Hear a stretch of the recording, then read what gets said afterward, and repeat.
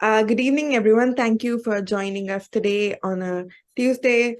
It's a working day, and I'm assuming some of you must have come back from work and must be a little tired, but we're hoping that this will be a very interactive, fun, enthusiastic session, and we'll look at some very good work that Ikroop is here to present.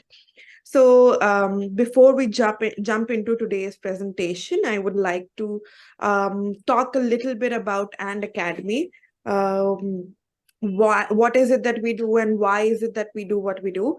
So And Academy is one of a kind design upskilling platform launched by the Indian Institute of Art and Design, New Delhi, which is a leading design school, a brick and mortar design institution, which is established in collaboration with the Kingston School of Art, London.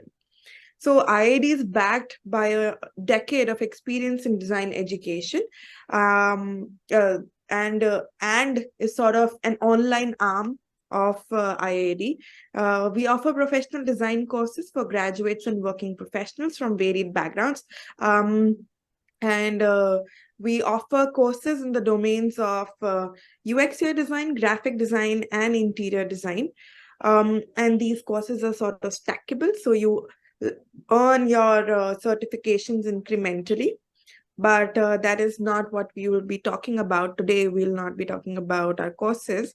We'll be talking about discovering oneself through design and their own journey of stories. So a little bit about Kaleidoscope. So Kaleidoscope is a very recent masterclass session that we have started, and it's a series of online masterclasses that explore like myriad perspectives of design. Each session is a talk or a discussion which is conducted by a design maestro. Ikroop is here to do that for us today, and who's capable of breathing life into pixels and colors, and which we are hoping that it will leave you wanting more. So a little bit about Ikroop. Ikroop studied philosophy, after which at the undergraduate level, and she took a turn to study animation from Vancouver Film School. This combination has served her well by connecting her with various artists who needed thinking animator. She began drawing comics on the side to sustain her creativity through storytelling. Her work has been published by Harper Collins, Yoda Press, Simon & Schuster, and Tulika Books. Her graphic novel, which she both wrote and drew, came out in 2022. With that, I hand it over to Ikroop. Ikroop, please take over. Okay. One more little bit. I'm sorry to interrupt you, Ikroop, but a little bit of a hygiene thing. If we'll take the Q&A at the end of the session.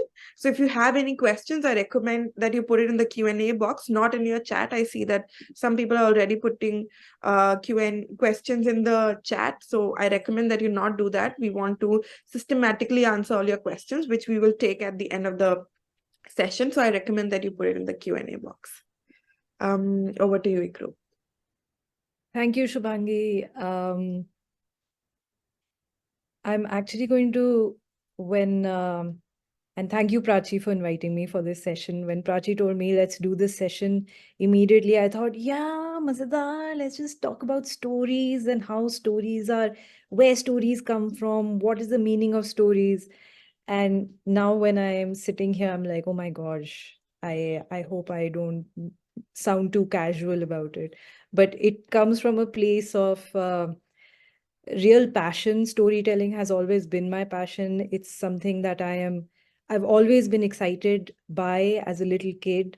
So the little kid in me is probably going to be more on display than the serious professor or the assistant professor or the expectation of a teacher that you expect. So it's also slightly, it's going to be slightly self-indulgent because I'm going to be talking about my journey into storytelling. So it's going to be me. But in the me, I'm going to try and insert questions which are fairly objective, which I think most of us have asked, and probably there will be parallels that you will find in your own journey. And maybe this will bring up questions around storytelling that some of us haven't had time to dwell on. It's just something that I have dwelled on a lot. So these are just some things that I can share and maybe get you excited and, bring about a conversation that can take us down some other path, some other meandering path. So beginning from my first section, I divided the presentation into sections where I was like, okay, my first section is going to talk about from philosophy to animation. So my father was in the army. This is just a little bit of a background. And I kind of traveled all over the country. And in that traveling all over the country, I collected stories of myself, because you kind of had to move from station to station every year. And each time you moved, you had to reinvent or remember who you were previously. So that is where I learned to tell new stories about myself. Every time I moved, I could become a new person. And telling a new story kind of reinvented the way I thought, in fact. So from there, the interest in philosophy and thinking kind of generated. And I went to LSR, where when I went for my admission, I was looking at courses and I saw philosophy and I was like, wow, I have zero idea what that is. And somehow my mother was very generous and she was like, yeah, why not? Do it. Of course, she didn't know that job prospects are pretty like next to nil. But that's where the philosophy and the study of philosophy and the thinking part kind of started coming into the storytelling part. Yeah, So I'm going to start with the question around what is the origin of stories and storytelling. And of course, I think most of us know this, that origin of stories is, the original mythology, or the original, the Adam and Eve, the Mahabharata, the Ramayana, the stories that were passed on from generation to generation, and the oral tradition. And so that is one uh, way that stories were passed down. Origin of stories is also a part of our visual culture. A lot of our stories were drawn out. So, the cave paintings that were drawn out.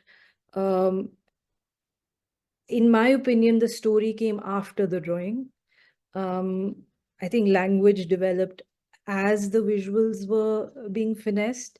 So I mean, this is just my opinion, and I'm not a historian, but in my opinion, it feels like language was needed to tell the visual, to give the visual a depth, which um, was required to carry in more information along with the visual. So that's my little introduction to origin of storytelling. So storytelling is also, yes, storytelling is the act of telling stories, but it is also the act of listening. And this is something I find very interesting, because without listening, or careful listening and careful observation, you can't really carry stories forward. Um, so who does the act of careful listening? It's not usually when we think of a storyteller, we think of someone who is grand and confident and comfortable. Yes, that is the storyteller. But the person doing the listening invariably are the quieter ones, the introverts, the ones who don't talk much. They are doing the careful listening. So it's this interaction between the careful listener and the grand storyteller that is storytelling. So without these two aspects, stories could not really have evolved, remained in our cultural, a part of our culture. So putting a gender to this was something that I had also thought about, where I think I read somewhere that it's very likely that the original storytellers were women, because men were probably out hunting when they came back. they narrated the story to the woman, and then the woman became the storyteller, the reteller, the collector of the story, the person who kind of archived it and retold it whenever it was, evening in the cave. So it's very likely that she drew the first cave drawings as well, almost like a reimagining of what may have happened. So this is just something that I got excited by when I read about it. And I was like, yeah, I have not thought about this. And this is interesting. I do understand that no single gender carries the weight of storytelling, but the distribution of it is something that we haven't really thought about. So how is storytelling distributed in the genders and the roles that the gender roles that we are expected to play? This is a cave painting from Bhimbetka. We visited Bhimbetka this February, and this particular image kind of stuck with me because it was very clear. And there's lots and lots of things happening in it. So there's a story within a story within a story. And you can spend hours just kind of deciphering what the entire narrative is, which is the most fascinating thing about stories, how they can become other things and find channels that go into varied meanings. Just as an example. Okay, so yeah, this is something I talk to my students when I take the storytelling session, which is what are the kinds of stories that we have? So just to list down a few, of course, there's the myths and the folklore and the epics and the historical narratives, the autobiographies. Interestingly, about autobiographies, it wasn't a usual kind of storytelling format, and it's more of a it's a modern it's more of a modern invention, because somebody else would tell your story. So you telling your story was not really a norm. Biographies, of course, have been there forever, and fiction is also, as an entire genre, is a modern invention. And fantasy is, I think, when I was reading about storytelling, it came up with, as the Industrial Revolution came into play, fantasy, there was an imagining of the future which had not happened previously in the same manner. And that's where fantasy kind of, the sci-fi fantasy, so not the, even the myths and the folklore have fantasy, but that fantasy is almost like a twisting of the truth and not a completely new world that is now emerging from a sci-fi universe. So yeah, these are the kinds of stories. So something that, just to continue with the storytelling bit, which is that what is the purpose of telling these stories? So like I mentioned earlier, that I needed to remember my story to locate myself, as my father got posted every 2 years. So remembering my story kind of kept me anchored into the person I am. It probably also hampered me in a way where you are containing yourself within that narrative, but it's both empowering and containing. To remember that, which is what is the purpose behind narratives and why do humans have an inherent need to craft and exchange stories? Storytelling is also the gateway to truth telling, which is very interesting because practically all stories will have kernels of truth in it. And putting it into a story format makes that truth, it's a softer landing for that truth. So some truths can be painful. And when you put it into a story, it becomes this palatable, truth. Which reminds me of when I was a kid once. I think I was 3 years or 3 years old, and I wore my mother's diamond ring, and I went outside and I played in the garden and I dropped it somewhere, and It was a big fiasco, and my mother was looking for it and turning the house upside down. And I was very nervous because I didn't want to admit it. So I finally went up to her and I was like, I think I know where your diamond ring is. And she was like, immediately she knew that, okay, I've done something. But in my, naivety, I was like, I'm going to tell her a story. So I was like, I saw a spider carrying it on its back and climbing up a spider web. So, this is the way you kind of get away with things that you have done, but you also are telling them the truth that it's probably in the garden. I probably know where it is. So I feel a lot of the fairy tales, of course, all of the fairy tales have that kernel of truth and cautionary tales. I mean, everything is a cautionary tale. Everything has that, layered meaning of varieties of meaning that come out of stories. So without storytelling, we would not have the layers of history that impact our present and influence the future. I think that's pretty obvious.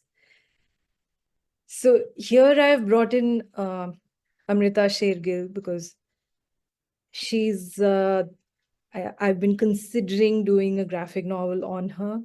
So I've been kind of studying her as a subject.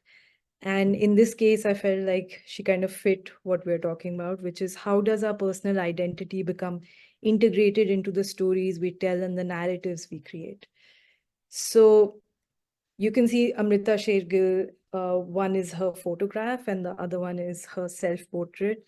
And somewhere there's a likeness, but there is quite a difference as well. So it's not a stark difference, but it's almost like a difference of intention. And that kind of intention can be crafted through stories. It can, here, in my opinion, she's managed to bring the visual and the story, the theory of the story together in this beautiful way. So here, the strokes of her paintbrush, the softness of her features versus the sharpness in the photograph, she's altered that story of herself just through that little bit of maneuvering and manipulating. So it's a soft kind of manipulation, but it changes the story. And I find that women more often than men tend to do that and soften the sharpness of a story. And this is another thing that Prachi and I had discussed initially when we were talking about this session. I was like, to me, it is the women who nurture and hold the stories, and they also make it palatable. So my Dadaji would tell us stories, but those stories would be very stark and very clear in the morality of things and the rightness and the wrongness. And my Nani and my mother would tell the same stories, but with more perspectives, which would soften the edges of morality or the expectations of the right and the wrong. Made it more palatable and made it more complex. And I feel the complexity of stories is where women, I mean, they are champions at it. And they're champions at it because, of course, survival was a different kind of game for women. Women could never be very direct, or perhaps they could. I don't know.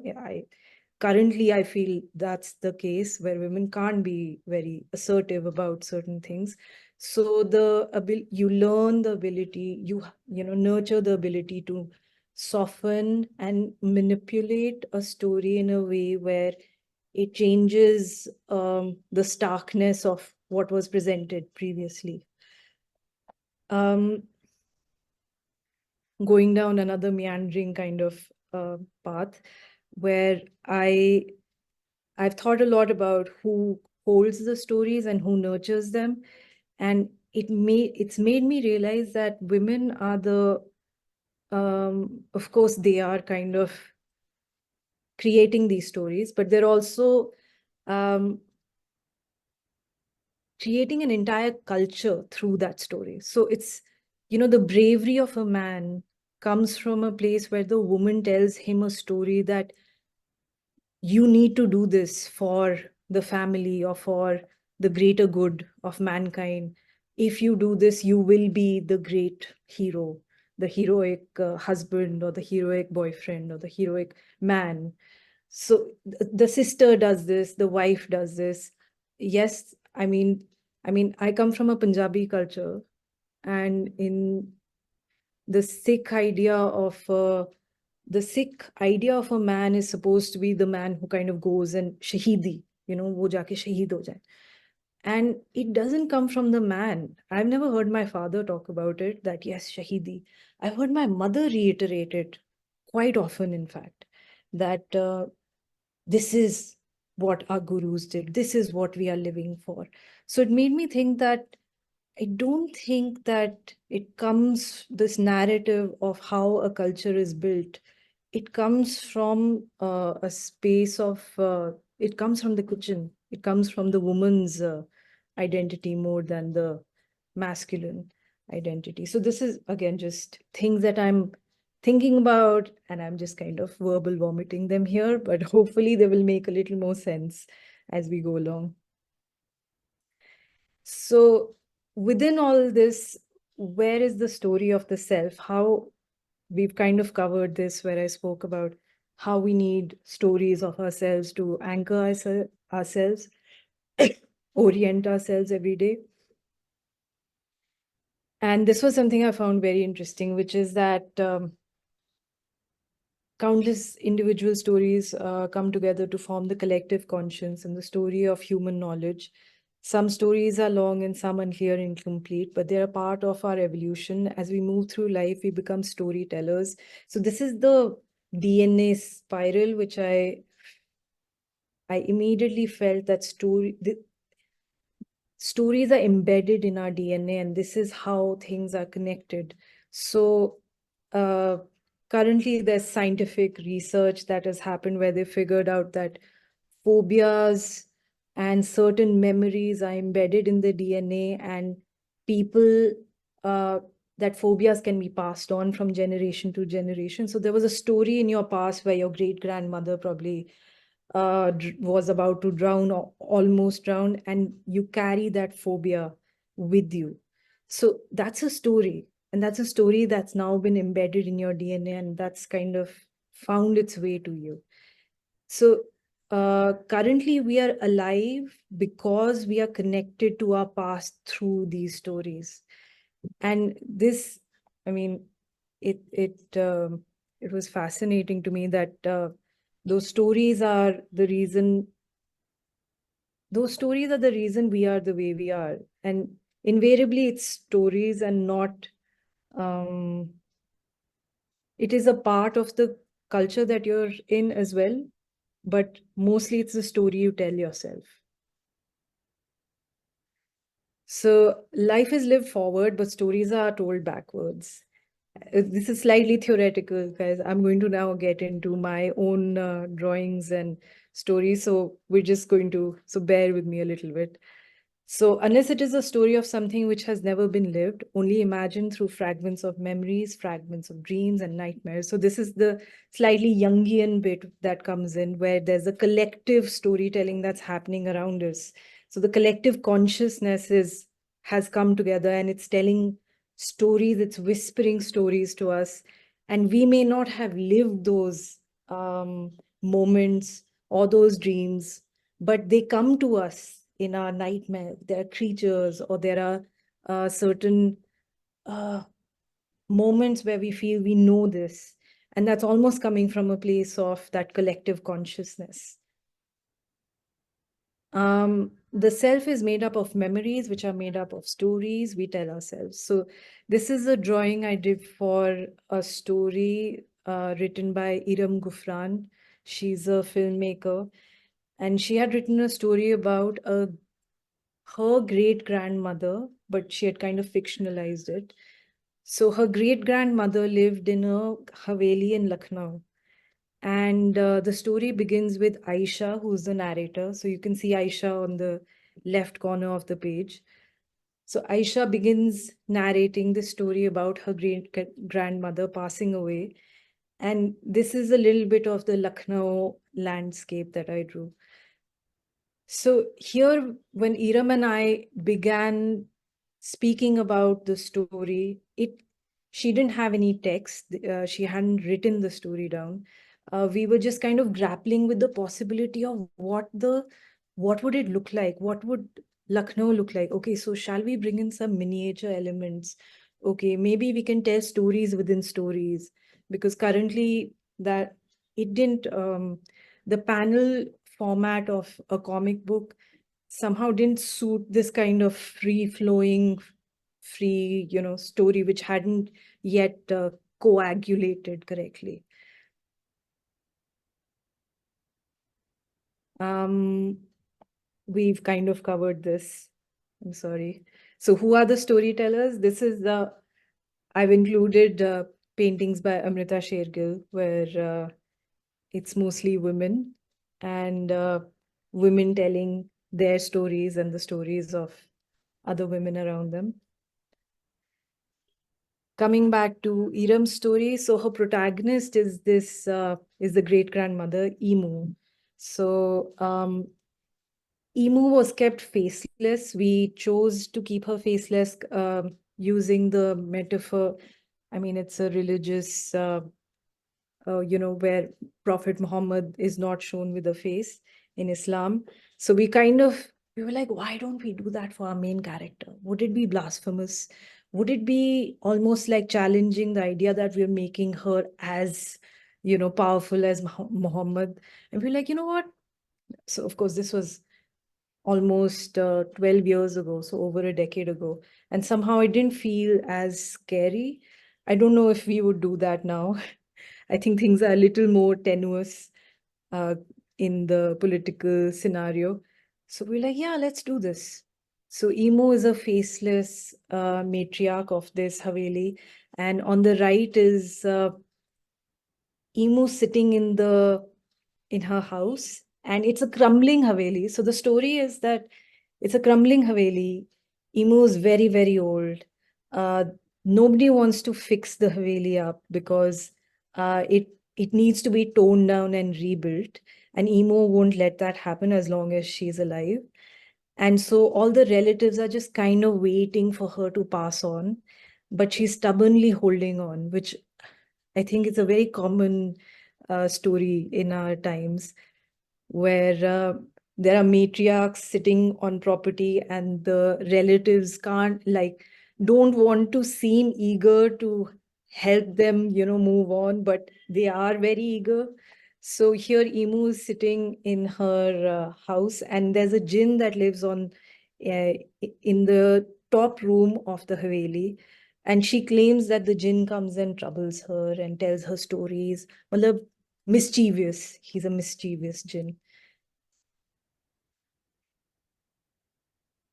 So the act of taking care, foraging, gleaning, sifting, nurturing, and protecting, this is the act of storytelling, according to me, where it's a little pitara and you kind of accumulate it and you preciously keep it together, but you also sift it and you glean it and you nurture the bits, the little seeds that you have found, and you wait for them to grow, but you take your time with it. This is where the feminine perspective on storytelling, like this is my understanding of what stories are, which is the feminine act of foraging, gleaning, sifting, and nurturing. So between memory and storytelling, what is a memory and how do we make memories? This comes in my little bit of my talk in class, and I kind of go down the Jungian path where I'm like, what is a memory and how is it built? And so we won't do that here, but I just wanted you to think about how stories and memories, life being lived forwards, but stories being told backwards. It's such a fantastic visual for me that you walk into the future, but you only are looking back at it, actually, you know. So continuing with the emu story, here she is narrating all the stories that she was a storyteller of the family. And here there's a ghost in the Haveli, not the jinn. This is the ghost of her brother who had passed on. And she believes that he goes and travels the world and he comes and he tells me these stories from a Roshandan. And that is how I know of all these things, these wondrous things that are happening all over. And that is how I can tell you. So, this is the collective consciousness that Jung also believes. And somehow there's so much symbolism in stories, and it's almost mystical when you're telling a story. It is a mystical experience. It's unexplainable. So here there is that act of mystical storytelling that's unfolding. So due to the vast amount of complex data encountered in daily life, human understanding must create a method of simplifying the concepts. So in a very like a boring way, that it basically says that, you know, there's too much data around you, you're overwhelmed by it, you need to only focus on certain things because otherwise you will go mad. And how do you do that? You do that by telling a story. So a lawyer in court, when he's presenting a case, he tells a story, and that story has to be compelling for the judge to feel like there is something here. Invariably, the more truth you have in your story, the more compelling it becomes. And this is something that you probably have also experienced, where there are some people in your life who tell amazing stories, but there are some whose stories keep changing. So every time they tell the story, it's a new story. And when you're listening to that kind of a storyteller, after a point, even though it's entertaining, you feel like, no, I यार ये मजा नहीं आया, ये क्या मतलब हुआ यार, तेरी कहानी बदलती रहती है, मेरे को नहीं सुननी. So it's not really about entertainment, you know. It may seem like we're only looking for entertainment through stories. It's not. We are looking for truth telling. And if you want a little bit of masala, of course, you don't want it to be so straightforward, but you don't want it to be merely an act of entertainment.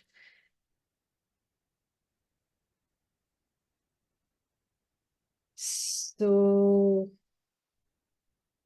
I'll ignore the text here and I'll just talk about the drawing. This is another drawing from the same story where, so you can see that she's sitting with a little shovel that's been attached to her wrist. If you look closely on the table, there's a little shovel. So we put the shovel inside a little potli, but we turned the potli transparent so that the shovel could be seen. So the reason she has this little shovel is because she's terrified that her family will bury her alive and that she will have to dig her way out. So she has a little lock and a key that she keeps this little shovel locked to her wrist at all times. So it's I don't know, it's so relatable. My nani is very old right now. She's 92. And this paranoia that I mean, I think it's real. There are some relatives who are waiting for them to pass on, but certainly no one who will bury them alive. But that paranoia does kind of creep into their psyche.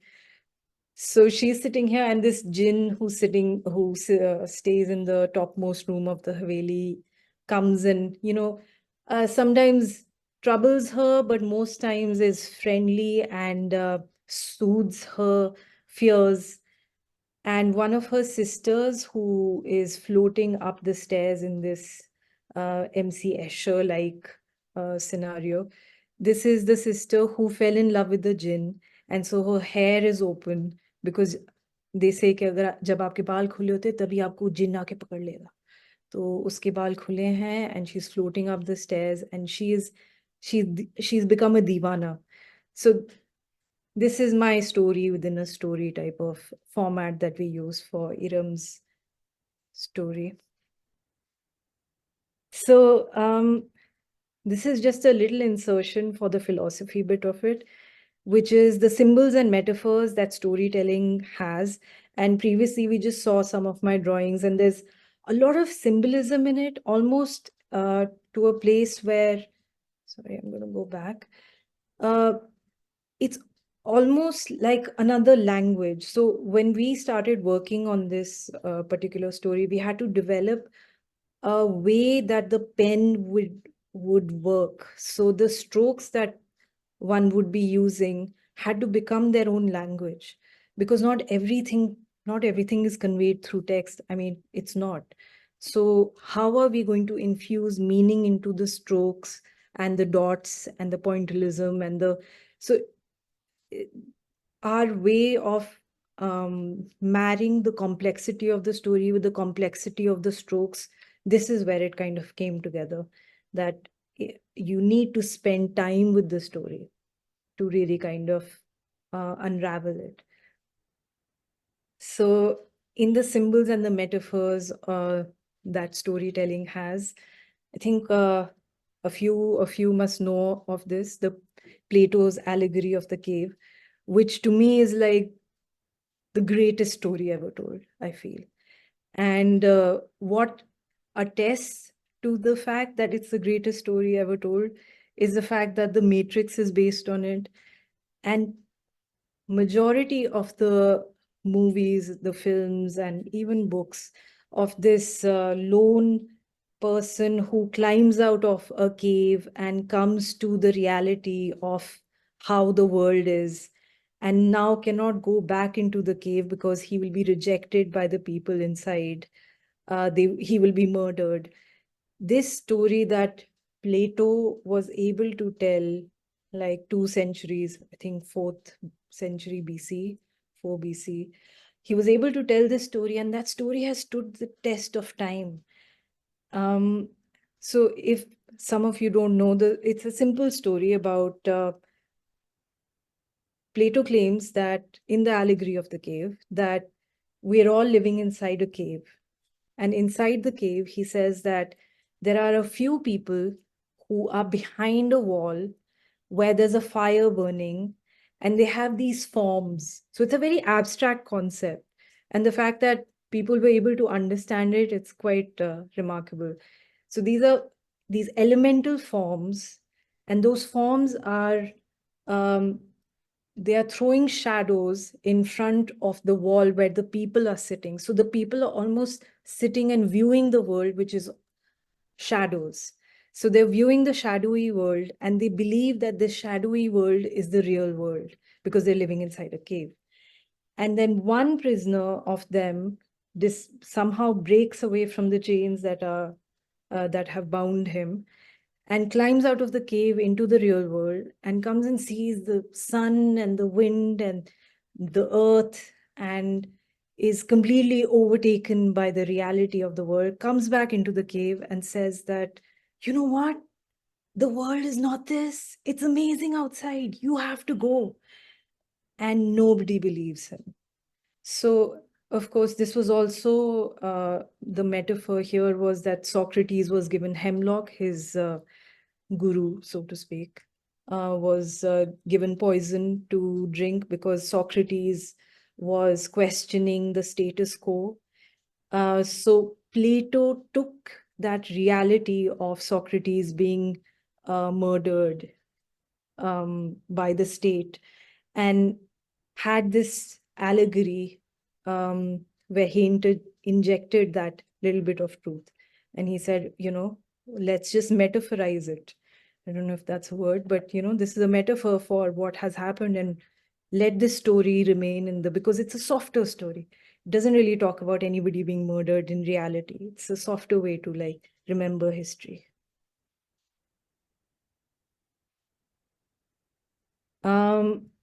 This image I particularly like because it talks about once emo passes away. I didn't know this, but in Islam, they believe that once you die, according to the life you have lived, you will be given the amount of room that you will be inside. So your grave will be comfortable if you have lived a good life. You will suffer in your grave if that's not the case. So this was an image from there.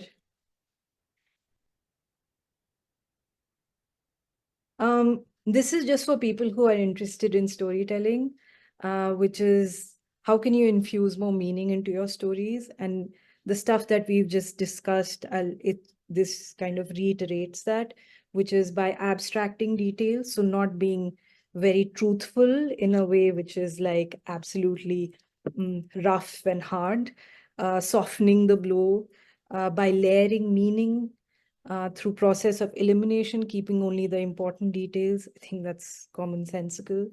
By developing a visual language which follows a visible process. So understanding that visual language is another storytelling tool rather than merely a complement. It doesn't merely complement, it tells its own story. And using visual metaphors, symbols, motifs, and patterns. So symbolism becomes extremely important for storytelling, and using archetypes. I won't go into archetypes because then that becomes a whole other thing. Yeah, this is just a little bit of a description of what an archetype is, but I won't really delve into this particular thing. I think it's very exciting and everybody should read up a little bit about it. So one of the archetypes I felt like I wanted to mention is the archetype of the golden age, which each culture has, which is the अच्छे दिन वाला archetype. And the अच्छे दिन वाला archetype हर एक culture में होता है. So the fact is that all of us believe that once upon a time things were just better. And this archetype has stood again the test of time, and we still believe this story. And it's a powerful archetype to hark back to or use for your storytelling in the present day. So politics, interestingly, uses a lot of these archetypes. It relies on archetypes because that is how we quickly assimilate information. We don't have to, it cuts to the chase, the strongman archetype or the darpok archetype. So politics में जब आपको quickly you have to present, it's advertising essentially, and in advertising, how do you cut to the chase is by presenting archetypes. Not going to cover this, but it's interesting, the setting archetypes. It's the garden symbolizes love, fertility. It's cute. This is a cuter version of what archetypes are. Archetypes are far more complex, but I felt that this could be added to anybody who's interested in reading a little more about it. So symbolism, why symbolism? I think we're kind of short on time, so I'm going to quickly move a little forward. I think we've covered symbolism more or less. So let me go a little आगे.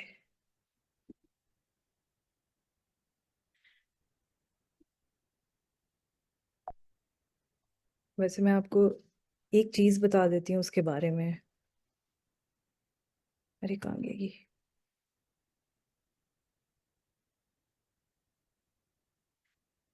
ये मतलब ये कहानी अच्छी है, ये जो यहाँ पर हो रहा है. हवेली में there are I think 7 sisters. So Emo ki 1, 2, 3, 4, 5, 6, 7, 8 sisters. But I think one has turned out, so it was 7 sisters. So it's just the 7 sisters in their separate little stories. There's a sister who's wearing glasses, holding a book, and this was the sister who studied a lot. There's a sister who's turned into a mermaid. She's the one who jumped into the river and committed suicide. There's a sister who's pregnant. And the witness of this story is the brother who passed away at 11 or 12. This is what the page depicts.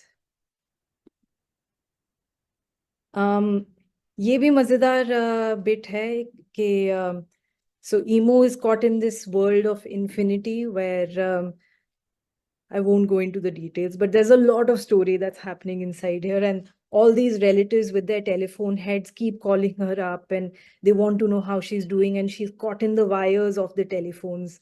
So that's what we have, the craziness of this global world.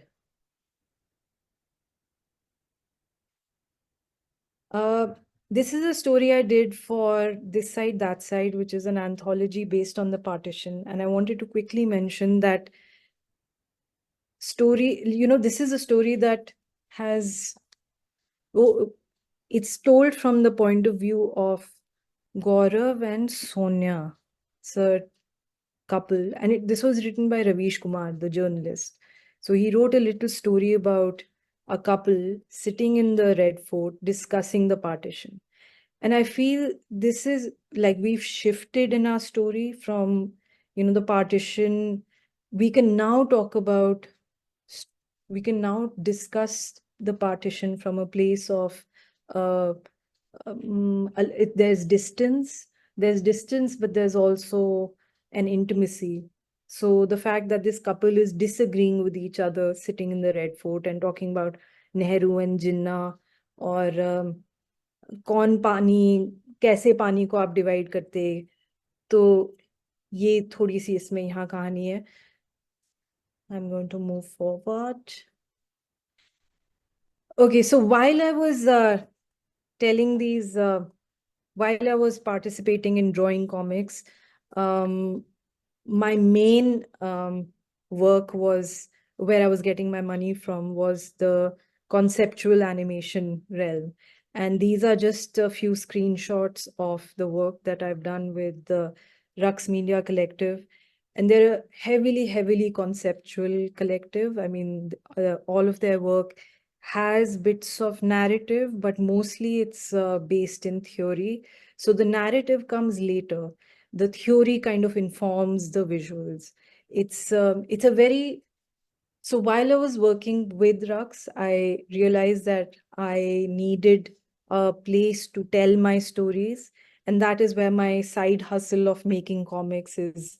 That's where that got its enthusiasm, because conceptual stories to me feel, I don't know, I'm not going to say soulless, because the visuals are deeply soulful, but they feel disconnected to me because I can't tell the story that would come naturally. So I feel like it's for me, not for them certainly, but for me it felt very like forced. It didn't come from a place of comfort.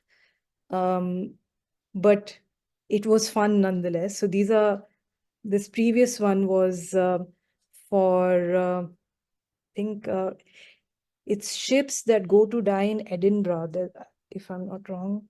It's a port somewhere there, and these ships kind of are sent there to kind of be dismantled. And the other one is eccentric orbits, which are images from the Hubble telescope, and then we kind of played around with them and created animations. These are images from the Gardner Museum, Boston, where they took pictures of the collection and they brought it back, and then they said, Ikroop, iske ऊपर कुछ कहानी कर यार, ऐसे कर, कुछ trigger कर. This is how Jibesh talks. And I'm like, oh, okay, kahani. So kahani I can create, but theory I'm not so comfortable with. So these are a few stills from there. This was actually fascinating, which is a photograph from 1857. Yeah, I think it's 1857, where it's Sikandrabad. So this is a photograph. I don't know the entire details of it because I worked on creating a sandstorm around the photograph. So my job was to create a sandstorm and make it seem like these people were appearing and disappearing. And this is an image from that animation. And this was a staged image where there are skulls and bones that are strewn on the ground. And the debate was that this is an artificially presented photograph. And they did a play around it, and this was done by Zulekha Chaudhary and Rux in collaboration. They did a play around it to kind of unravel its artificiality. Yeah, so this was extremely conceptual work where storytelling for me took a backseat. I think we're going to skip this because अभी हमने आगे भी जाना है, तो हम ये skip करते हैं. तो जब मैं रक्स के साथ काम कर रही थी, तो मुझे काफ़ी एक रिक्वायरमेंट थी कि मैं कुछ अपनी कहानी बताना चाहती हूँ. अपनी कहानी, कौन सी कहानी बताऊँ मैं? तो एक कहानी आई दिमाग में जो मेरी माँ ने बताई थी, of my great grandmother, and not my mother's, but my father's. So my mother had been told this story by my dadi ji. My father had forgotten the details of the story, but my mother remembered it and crystallized it in her memory and kept it with her, only to tell it to me, like, those many years later. So I decided to turn it into a comic. And I'll just present you a few of the pages where you'll get a gist of what the comic was. It's a short comic. It's a comic based in Punjab, and it's about this woman who's passed away, and she doesn't wake up. So the family assumes that she's dead, and they start making arrangements for her funeral. So while they're making arrangements for her funeral, they're sitting around and talking about her. So we kind of learn a little bit about her personality and who she was. And then there's a gust of wind that comes in and blows the chadar off her. And suddenly her toes start to wiggle. And there's pandemonium because everybody just freaks out. And they are like, oh my God, she's alive. But there was no heartbeat for like 6 hours. And we were about to like take her to the pyre. And so she woke up and she literally like sat up. And she sat up and she was like, what are you doing to me? And so in the panic, after people settled down and, gave her clothes to wear, she told a story. And her story was that I had died and there were these jallads. So jallads are these creatures that come and take you away when you are about to die. Your soul, they come and take your soul. So these jallads, she says, that had come for me, and they asked me what my name was, and I said yes, that is my name. And they took me by the hair and they started dragging me through this forest of thorns and desert, and of the most painful journey. And while she was being dragged, eventually she says that there was a little hole like a needle's eye, and they pulled me through that needle's eye, and you don't know how painful it was, and my clothes completely fell off. I barely had any clothes to wear, like the pain, of course, blah blah blah. So eventually through that tunnel, that painful journey, she's brought in to a clearing where there's a man sitting under a tree. And that man looked like a wise man, and he had a bunch of scrolls right next to him. And he asked her that, what's your name? And she tells him her name. And then he says, which village are you from? And she takes the name of the village. And he picks up a scroll and he opens it up and he says that, oh, you are not the right Sachwant Kaur. We were Jallads. You were supposed to bring this other one. So sorry, I've kind of jumped the story, but before he told her she's the wrong one, he took out her scroll and he read out all the things she had done in her life, which were terrible. And one of the things that she had done was that she had murdered 3 of her baby girls that she had had. So infanticide. She had killed 3 of her baby girls. And this was something that had been noted down and was put in the scroll.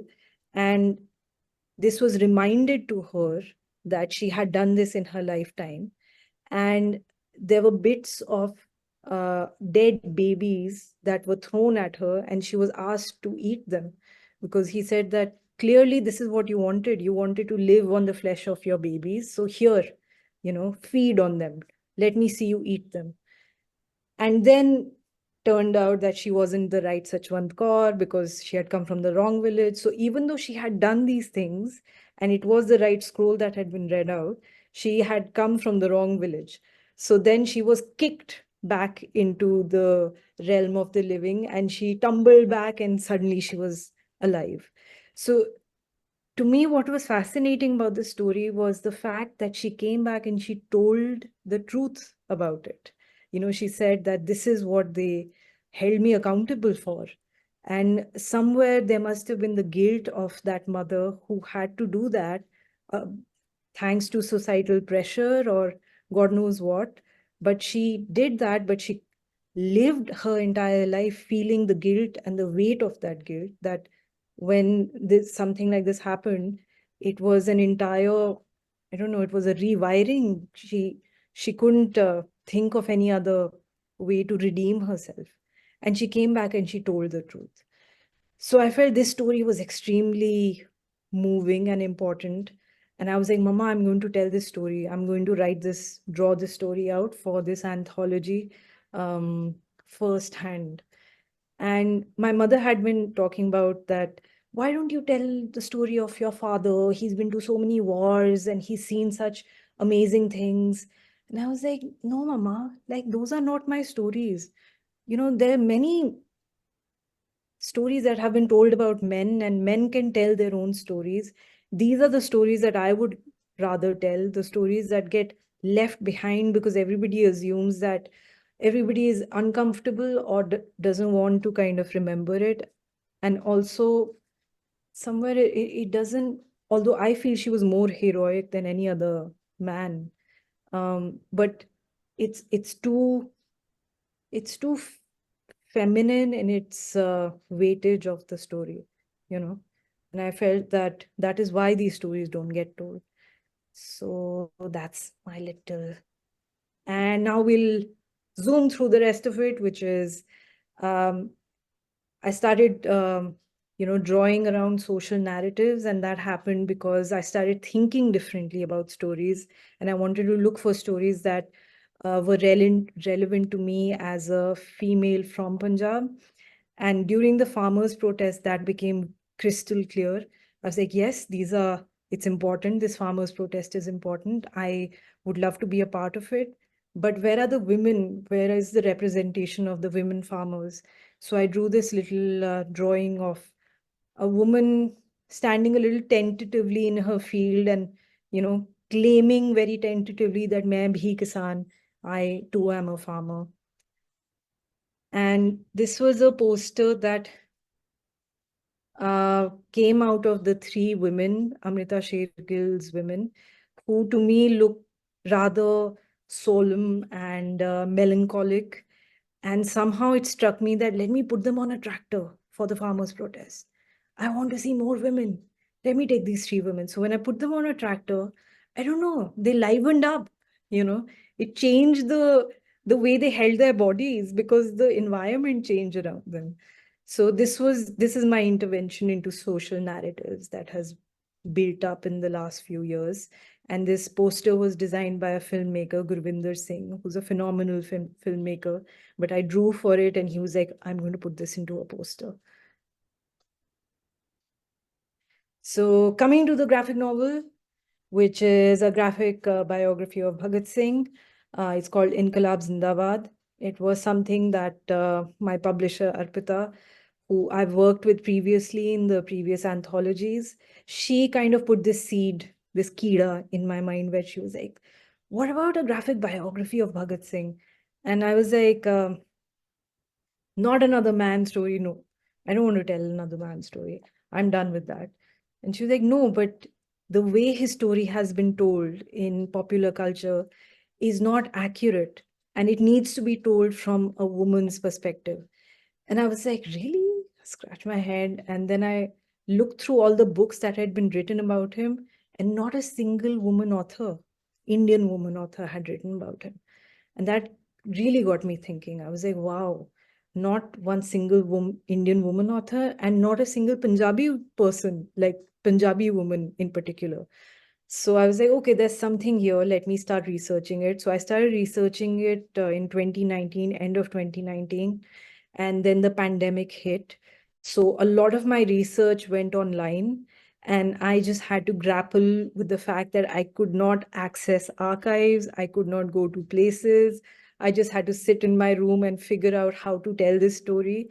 And the internet was the most wonderful tool. The internet is vast and deep, and you can find people who can connect you to other people, who can connect you to texts. So somewhere, even though people have said that you didn't visit any archives. I was like, yeah, but somewhere I have to say I didn't really need to. So these are the beginning pages of the graphic novel, and I bring it back to the farmers' protest. So I begin with the farmers' protest that happened in Lyalpur in March 1907. It was a Pagdi Sambhal Jatta movement. And from there, I begin Bhagat Singh's narrative. And I begin it from this place of softness, where he's a seed and he's sprouting in this field. I didn't want any extravagant masculine symbolism. So somewhere I softened the story because, to be very frank, if you read his writings, you will realize that he was not what the hyper masculine version of him that has been presented to us. He was far from it. So this is me bringing him back to that version. I show him sitting in classes for most of the day. Sorry. um, sifting through libraries. He spent most of his hours in the library. It was a Dwarka Das library, which moved from Lahore to Chandigarh. So that entire collection is now in Chandigarh. And it was set up by Lala Lajpat Rai, who had collected these books when he had visited America. So the power of books was known to him.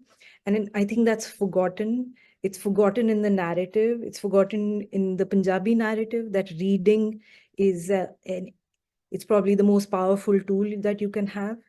Um, so just to show you a bit of how I research, so I found images of Lahore and I took bits and pieces from the texts that I read. So a lot of the academic texts I read had bits and pieces of uh, the Naunihal Haveli, or the Ram Krishna and Sons was an underground bookseller. So I kind of play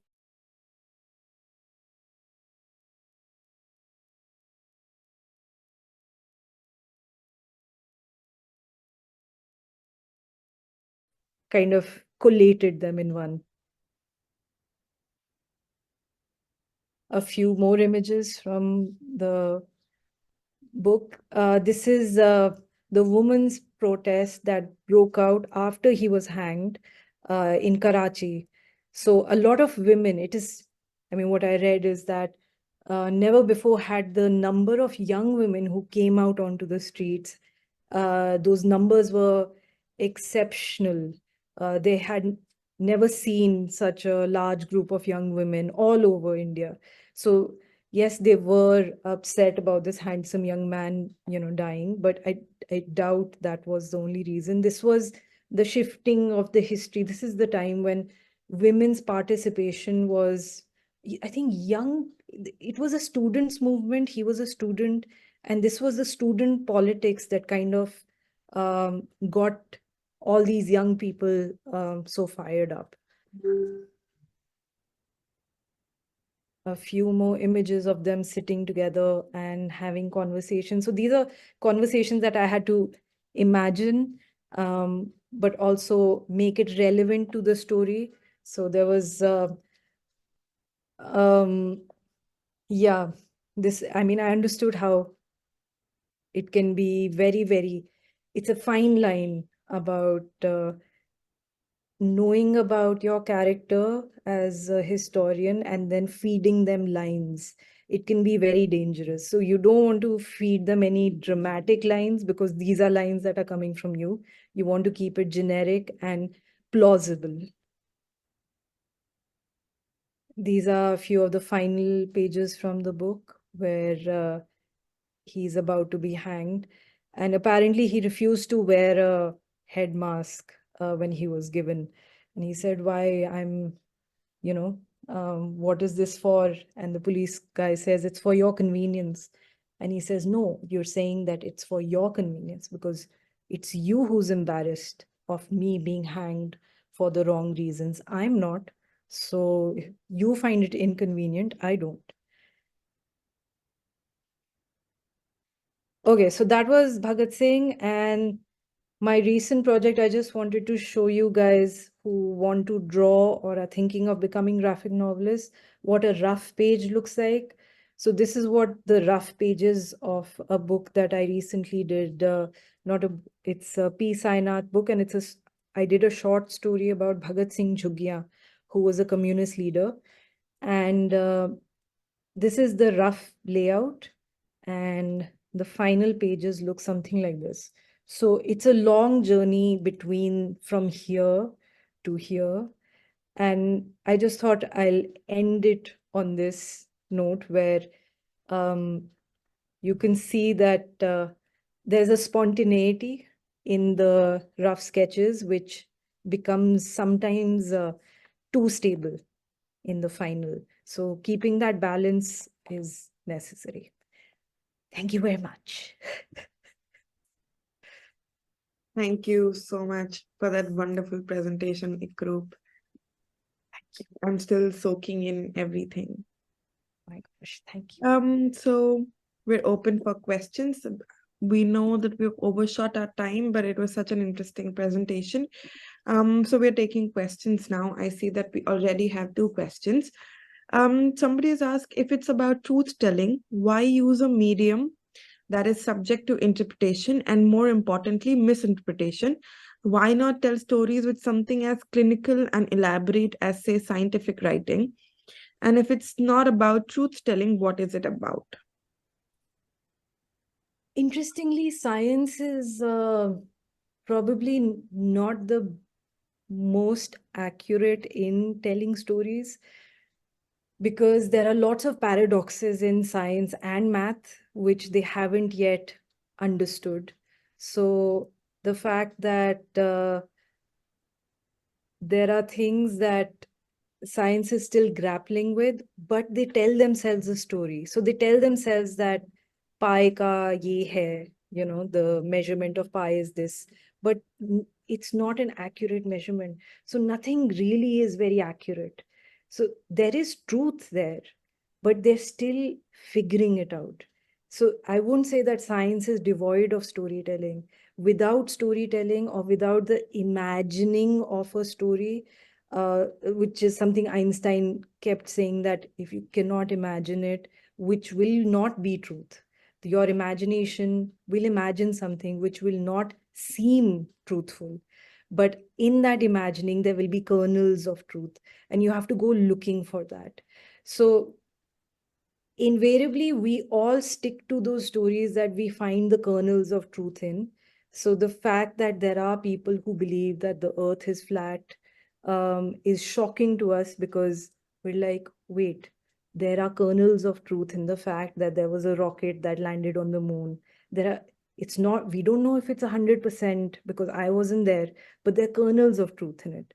So I don't know if that answers your question. I feel that storytelling is in everything from science to math. I mean, the paradoxes in math, you can do an entire thesis on that.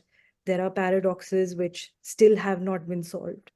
And how does one live with paradoxes is through the stories you tell yourself, and you kind of continue seeking that truth and not kind of putting your hands up and saying that, you know what, this can't, like, I don't know what this is. It's like you keep searching for it. If I may add to it, I think what is truth is primarily a philosophical question. Yeah, also. Yeah, so, and I think you touch upon it when you spoke about Plato's allegory of the cave, because the truth shifts.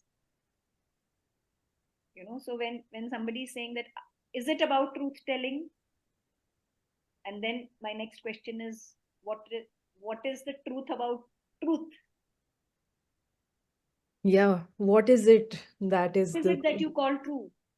Because yeah. at some point the truth was that the earth is the center of the universe, and then the truth changed. Yeah, And it was a story that we told ourselves. yeah, So yeah, if we actually sit down to think about it, everything, all of the reality that we build around ourselves is a story that we tell ourselves. And then some stories we collectively choose to believe, and then they become norms and they become reality, Yeah, facts, yes. They facts. kind of sit in, yeah. But yeah, so I think there's a bigger question there. But let's move quickly to the other questions, Shubhangi. Thank you. Okay. Somebody's asking also, aren't stories the reason that stereotypes sustain? When you use reading glasses to depict studiousness, aren't you also reinforcing the stereotype of glasses meaning studious? While you use it to connect with people, aren't you worried that you're reinforcing stereotypes with the power you have to break them at the risk of people not understanding? Yeah, it's an excellent question because that's where the archetype comes in. So there's a difference between an archetype and a stereotype. And an archetype challenges what a stereotype is. An archetype is a bigger version of, it's not just a hero. The hero has multiple facets to him. A stereotype becomes a typical um, heroic version that we are, maybe in the current culture, we are used to, maybe a masculine idea of a hero. So an archetype is what you want to use in your stories versus a stereotype. And an archetype will cover those many facets and challenge the stereotype suddenly. I mean, certainly. There is any story that has stereotypes layered into it is the kind of story that doesn't last very long. It is, it kind of loses its momentum. A Ram is many, many, many things. He's not one thing. And had he been a stereotype rather than an archetype, we would not have, he would not have, that story wouldn't have stood the test of time. So it's a really good question to study the difference between what a good story, what kind of an archetype a good story has versus stereotyping. So symbolism is not simplifying things, it's about complicating the possibility. There's an ambivalence to things, and there is things are fluid and things are gray. The black and whites, while we are all kind of jostling with that within ourselves, the world is not black and white. There are grays. So a good story will have those grays, and it won't be as simple as merely picking up a stereotype and going with it. Ikroop, I'm very tempted to interrupt, and I'm taking Yeah. the privilege Go for it. of my The way of that I have the mic feature. I'm familiar with some of your work, but not yet the entire body of work. And I see that what you've chosen to share with us today is largely black and white, including the grayscale. Yeah. Uh, so I'm assuming that you do a lot of that. There is a bias towards, or there's an affinity towards the achromatic, Yeah. if I may put it like that.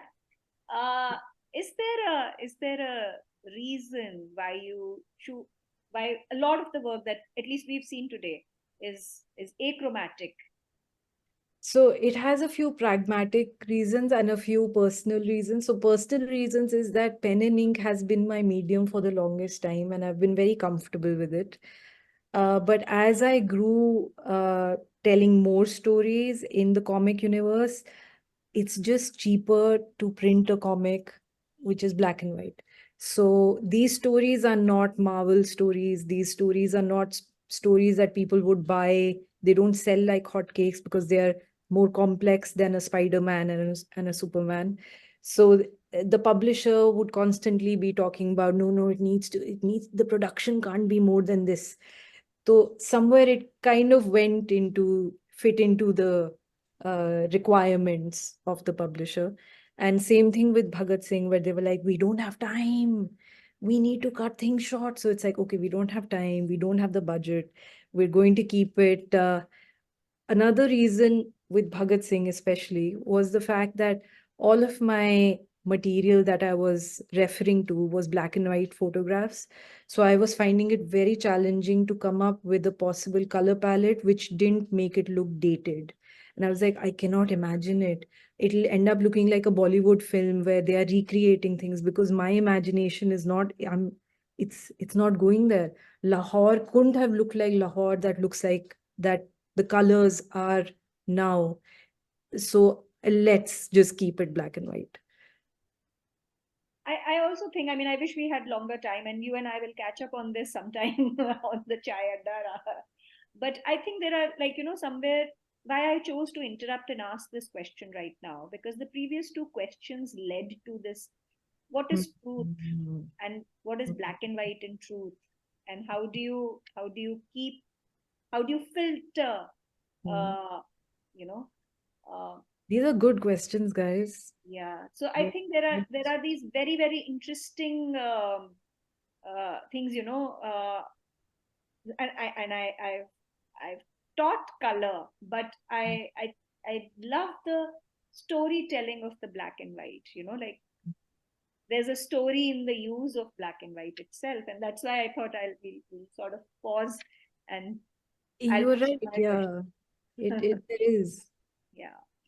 Okay, Shubhangi, we can continue with the rest of the questions that are there. Somebody's asking, where can we find images like the one you showed that contain the whole story in one single image?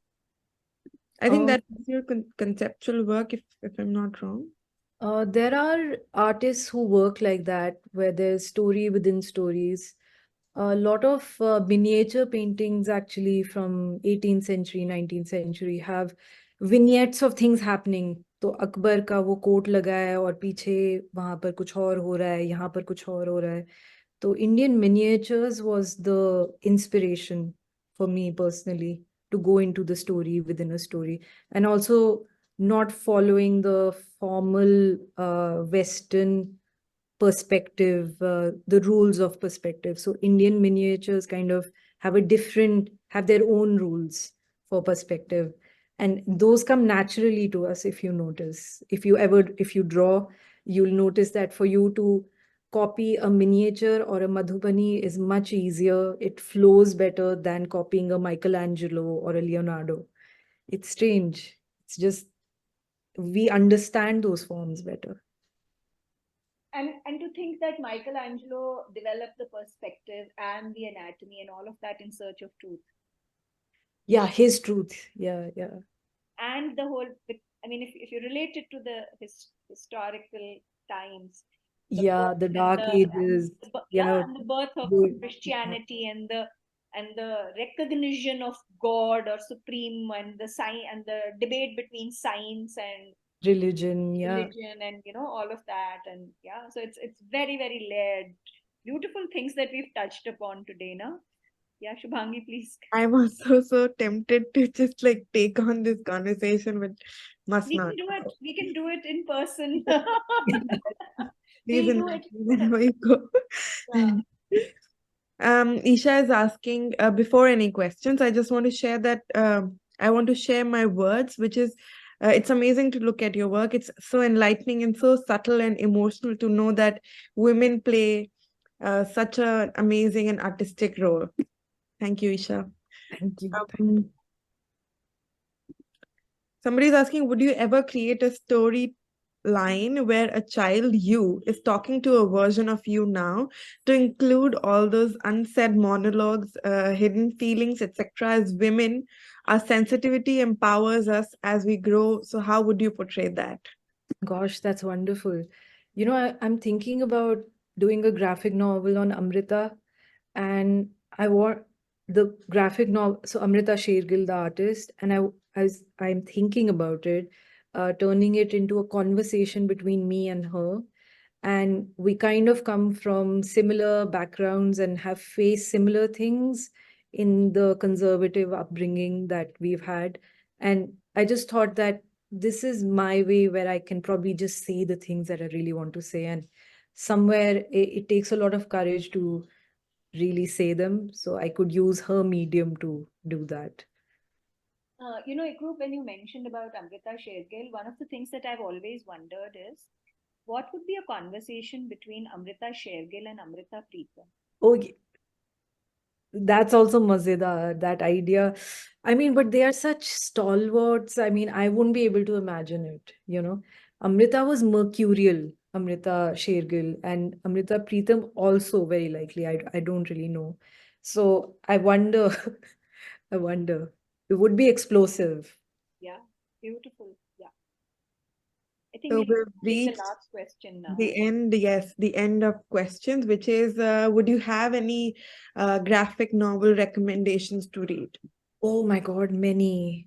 I think Alison Bechdel. Okay, I'll begin with an easier one, which is Rutu Modan's Tunnels. She's an Israeli author, and she's written a recent book where she's talking about the Palestinians digging tunnels into Israel, and they're all after the same treasure.